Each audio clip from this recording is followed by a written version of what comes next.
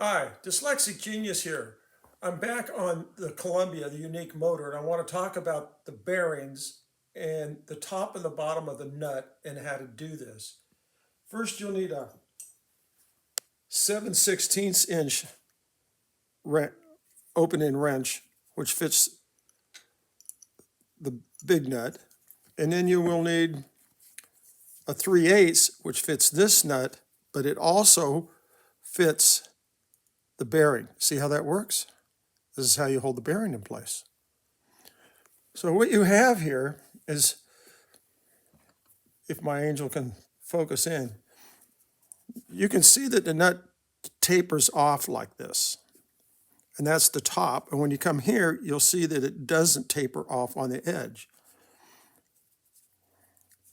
Like this one here, this is the bottom side, and this is the top side. So you want them to seat. The small nut right here, the 3/8 fits here and here, they're both 3/8, and then this is a 7/16. And you have to lock these together. So what you need to do is take the bottom of the nut and get some 360 sandpaper and put it on an anvil or something flat. And we just want to get rid of the burrs.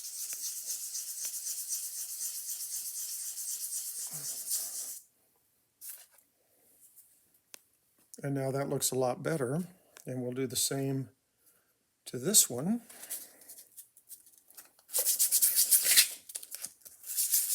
You always go in a circle. You don't go back and forth, because if you go back and forth, it'll sand it at an angle. There, and that cleaned up very nicely. So when you put them together,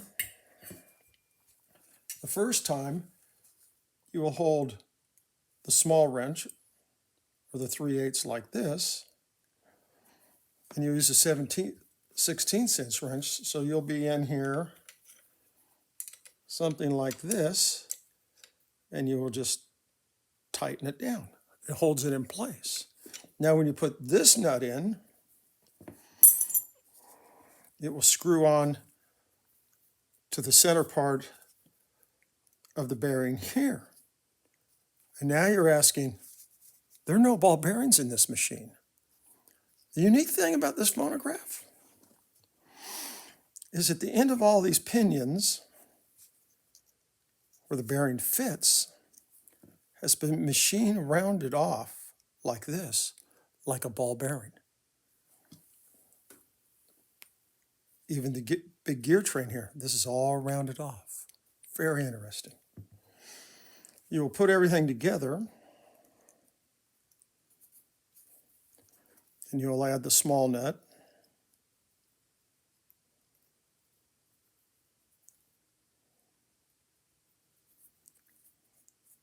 Like so. After you get it all together in here, and you have the spacing you want with this screw, you'll bring this down and you'll tighten this down, because the end of the brass piece here is tight and locked down with a bigger nut. And then you'll take your screwdriver and you'll set it into the slot here.